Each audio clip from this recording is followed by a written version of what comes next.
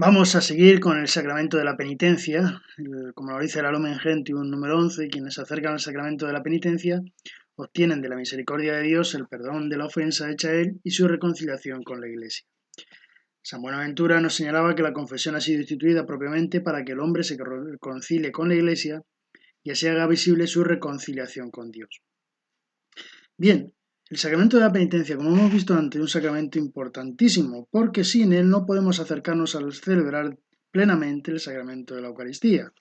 Por eso el canon 960 nos dirá que la confesión individual e íntegra y la absolución constituyen el único modo ordinario con lo que un fiel consciente que está en pecado grave se reconcilia con Dios y con la Iglesia. Solo la imposibilidad física o moral excusa de esta confesión, en cuyo caso la reconciliación se puede tener también por otros medios. Otro sacramento que también es importante y que ha señalado estos días de cuarentena, porque muchos no se han podido acercar al sacramento de la penitencia, igual que no se han podido acercar a ningún otro sacramento. Bien, muchas veces hemos hablado de cómo solucionarlo con otros medios, con otras circunstancias, que a lo mejor nos llevaran a posibilidades de, como diríamos, posibilidades de poder confesarse. Explicaba yo en uno de los vídeos que el sacramento por teléfono, el sacramento por Skype hoy en día no estaba permitido, si bien ha habido momentos a lo largo de la historia en que otras formas de confesión se han permitido y se han hecho realidad. Si esto hubiera durado más tiempo, posiblemente esas formas se hubieran visto posibles. El caso es que hoy en día, como nos dice el canon, la confesión individual, la confesión íntegra y la absolución son los elementos necesarios para celebrar el sacramento de la penitencia. No se puede dar, dice el 961, la absolución a varios penitentes a la vez sin previa confesión individual y con un carácter general, a no ser que amanezca un peligro de muerte, que no haya momento para confesarlos, que haya una necesidad grave, teniendo en cuenta el número de penitentes, y no hay bastantes confesores, pero no se considera suficiente necesidad cuando no se puede dispensar de confesores a causa solo de una gran concurrencia de penitentes y corresponde al obispo diocesano juzgar si se dan las condiciones requeridas. Bien, este canon es bueno porque en muchas parroquias y en muchos lugares se utiliza el sacramento, la solución general. No existe, no se puede dar la solución general si no ha habido una confesión individual previamente. No vale decir que estamos de penitencia y el párroco a todos los que están en la romería dice de absolverlos, ¿no? Porque cuando acabe la romería cada uno vuelve a su sitio y se puede confesar individualmente. Es en los casos de extrema necesidad, cuando no hay posibilidad de confesarlo a todos, cuando una extrema necesidad es una situación grave, no una simple romería. Y si se permitiera, que se puede permitir, es el obispo diocesano el que debe dar autorización para hacerlo, que normalmente no lo han dado, según yo sé, a ningún sitio de nuestra diócesis limítrofes y mucho menos en la de Cartagena. Para que un fiel reciba válidamente la absolución dada a varios a la vez, se requiere no solo que esté debidamente dispuesto, sino que se proponga a la vez hacer a su debido tiempo una confesión individual.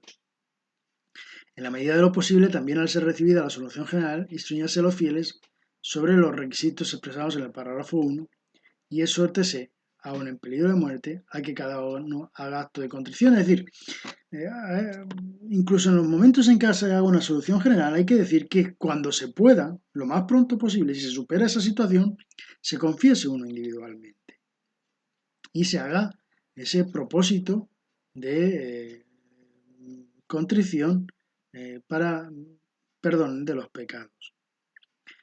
El lugar propio para oír confesión es una iglesia o oratorio. Volvemos otra vez a lo mismo que hemos hablado con otros sacramentos.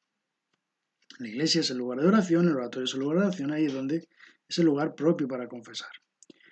Eh, lo más lógico que sea un confesionario en un lugar provisto de rejillas entre el penitente y el confesor que puedan utilizar libremente los fieles que así lo desean. No deben oírse confesiones fuera del confesionario sino por justa causa. En este tiempo en el que vivimos la pandemia, normalmente las confesiones no se suelen hacer o no se deberían hacer en los confesionarios, sino en espacios amplios. Una capilla, lugares donde haya una distancia lo suficientemente amplia entre el penitente y el sacerdote. El sacerdote es el ministro de la penitencia, no hay más vuelta de hoja, para absolver válidamente los pecados se requiere que el ministro además de la potestad de orden, tenga la facultad de ejercerla. No por el simple hecho de estar ordenado uno ya puede confesar. Uno puede ordenarse, pero después pedir que se te autorice para poder oír confesiones. Normalmente, el obispo diocesano, con las dispensas, te concede, con las letras dimisionarias, perdón, te concede la posibilidad de confesar a partir de tu ordenación.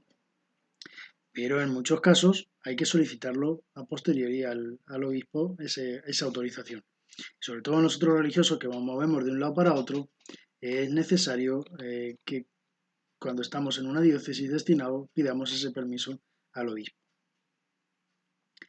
La facultad de confesiones solo se puede dar a los que han sido considerados aptos. Hay muchos clérigos que por su situación no son aptos para confesar, no todo el mundo puede confesar, porque a veces la confesión hace más daño que un acompañamiento. Lo dice el Papa Francisco, que son hospitales de campaña. Efectivamente, un hospital tiene que saber cuidar. Tiene que haber una situación grave por la cual se le retire a uno la facultad de oír confesiones. Si se le retira a uno la facultad de oír confesiones, no puede dársela a otro obispo ni otro en otro sitio, ni un superior mayor para sus súbditos. El canon 976, todo sacerdote donde desprovisto de la facultad para confesar absuelve válida e ilícitamente a cualquier penitente que esté en peligro de muerte de cualquier censuras y pecados, aunque se encuentre presente un sacerdote aprobado. Un canon curioso, porque en una situación grave, en una situación de muerte, un sacerdote puede absolver de los pecados válida y lícitamente. Es inválida, 977, la absolución del cómplice en un pecado contra el sexto mandamiento del Decálogo. No puede absolver a aquella persona con la que ha cometido ese pecado. Ni la persona que ha cometido el pecado confesarse con el sacerdote, ni el sacerdote confesarse con la persona que ha cometido el pecado. Ni el sacerdote ni la persona pueden recibir la absolución de ellos mismos, de las personas que han cometido el pecado. El confesor debe ser un maestro, debe ser un médico, debe ser un juez, debe ser padre que acoja. Si hay una buena disposición del penitente y éste puede ser absuelto, no conviene retrasar la absolución. El sigilo sacramental es inviolable, no hay ley humana que lo señale. Es verdad que algunos países, como con este tema del abuso de menores, pretenden que el sigilo sacramental sea violable. En algunos países, como en Australia, se ha intentado que en ocasiones que se venza que el sigilo sacramental deje de ser inviolable y efectivamente algunos sacerdotes por guardar ese sigilo han tenido que sufrir penas de cárcel. El maestro de novicios y su asistente o el rector del seminario no deben confesar. Tenemos que tener en cuenta que la dirección espiritual no es la confesión y aquel que tiene autoridad sobre sus discípulos no debería confesar a sus discípulos. Esto es importante y un canon muy curioso. Del penitente, para recibir el saludable remedio del sacramento, el fiel ha de estar de tal manera dispuesto que rechazando los pecados, teniendo propósito de enmienda, se convierta a Dios. Hay que confesarse de los pecados mortales y veniales. Todo fiel que haya llegado al uso de razón, recordamos los 7 años, está obligado a confesarse. No se prohíbe a nadie la confesión mediante intérprete, lo que pasa es que el intérprete tiene que también saber que debe guardar el sigilo sacramental. Todo fiel tiene derecho a confesarse con el confesor legítimamente aprobado que prefiera, aunque sea de otro rito. Hasta aquí el sacramento de la penitencia. Vamos a hablar ahora un poquito de las indulgencias. La indulgencia, que tanto problema tuvo con Lutero y que nos trajo de cabeza en estos años que estamos hablando tanto del ecumenismo, es la remisión ante Dios de la pena temporal por los pecados, ya perdonados en cuanto a la culpa, que un fiel dispuesto y cumpliendo determinadas condiciones consigue por medio de la Iglesia, la cual como administrador de la redención distribuye y aplica con autoridad el tesoro de las satisfacciones de Cristo y de los santos. Hay un vídeo mío de 2 minutos en el que explico qué son las indulgencias y cómo conseguirlas. Brevemente decir que el pecado de la penitencia es ese pecado que tú te confiesas, pero queda ese rastro ahí en el que la indulgencia hace que ese rastro acabe desapareciendo. A fin de cuentas, es un regalo de Dios, es un motivo para orar, es un motivo para estar cercano del romano pontificio. Otro sacramento, la unción de enfermos. La unción de enfermos no es la extrema unción, no es la unción del final. Se debe dar a los enfermos, pero no cuando estén muriendo y no son conscientes. ¿Por qué? Porque en el sacramento de la unción, uno de los elementos que se pide y se reza es por la sanación del enfermo. Si ya está terminal, está a punto de morir, no tiene sentido que este sacramento lo llamemos unción de enfermos. ¿Qué es eso? Es cuidar al enfermo. Se puede repetir este sacramento, no es un sacramento que se da y ya cuanto antes se muera mejor. Si ha fallecido ya no se administra el sacramento de la unción de enfermo, se reza por el descanso del alma. Es un sacramento de vivos, como todo sacramento. Si manifiestan y persisten en un pecado grave, no pueden recibir la unción de enfermos. El orden sagrado, otro sacramento que vamos a ver también lo más ligero posible. Las órdenes son el episcopado, el presbiterado y el diaconado. Se confiere con la imposición de las manos y la oración consacratoria que los libros litúrgicos prescriben en cada caso. La ordenación debe celebrarse dentro de la misa solemne de un domingo o una fiesta de precepto. Puede hacerse en cualquier otro momento porque a lo mejor pastoralmente así es preferible. El ministro del obispo consagrado. Tiene que haber no puede ordenar a aquel que todavía no ha recibido un mandato pontificio, aunque haya sido nombrado. Si no es obispo, no es obispo. Las letras o cartas dimisorias pueden recibir, son las que se reciben con los permisos para poder ordenar a las personas. Solo el varón bautizado recibe válidamente la sagrada ordenación. Tiene que ser libre y voluntaria la recepción de este sacramento, no solamente voluntaria, también libre. Si la persona no es idónea, no se le debe ordenar. Según el juicio del obispo y el superior mayor competente, hay que valorar que sea una persona íntegra, con virtudes, con cualidades físicas, con cualidades psíquicas. La edad, los 25 años, que gocen de una suficiente madurez.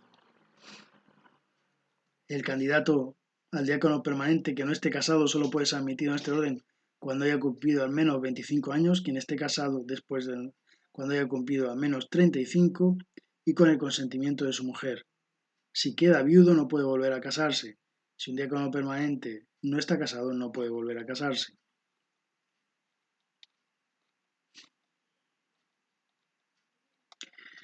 Debe haber recibido los ministerios de lector y de acólito, y entre el acolitado y el diaconado debe haber un espacio al menos de 6 meses, como entre el diaconado y la ordenación sacerdotal debe haber también unos 6 meses. Quedan excluidos de las órdenes quienes están afectados por algún impedimento, algún impedimento que le imposibilite. Quien padece alguna forma de amencia, quien haya cometido el delito de apostasía, quien haya atentado matrimonio, quien haya cometido un homicidio, procurado el aborto, quien dolosamente de manera grave se mutiló a sí mismo o haya intentado suicidarse. Cuando hablamos de mutilación, no solamente que se haya cortado un dedo, sino que se haya castrado. Si se ha intentado suicidar también, porque a veces son elementos que nos llevan a situaciones psíquicas que afectarían al desarrollo ministerial de esa persona. Están impedidos el varón casado, quien desempeña un cargo o tarea de administración que se prohíbe a los clérigos, el neófito, a no ser que el juicio haya sido suficientemente probado. Es decir, no basta, pues me bautizo y al día siguiente, en el caso de un adulto, me bautizo y al día siguiente entro a formar parte de la iglesia. Me bautizo y al día siguiente me van a ordenar.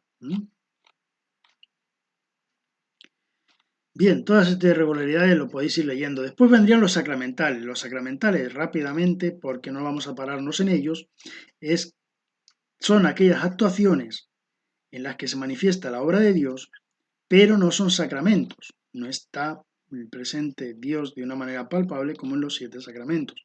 Una profesión religiosa es un sacramental, ¿de acuerdo? Y así, pues tenemos también las bendiciones, tenemos todos aquellos momentos y tenemos la liturgia de las horas. Vuelvo a repetiros, ahí fueron aquellos vídeos famosos que publicamos al principio en los que explicábamos qué era la liturgia de las horas, cómo rezar la liturgia de las horas, cuál es la historia, quién tiene la obligación de rezarlas y que es una oración que todo el pueblo de Dios debería llevar a cabo.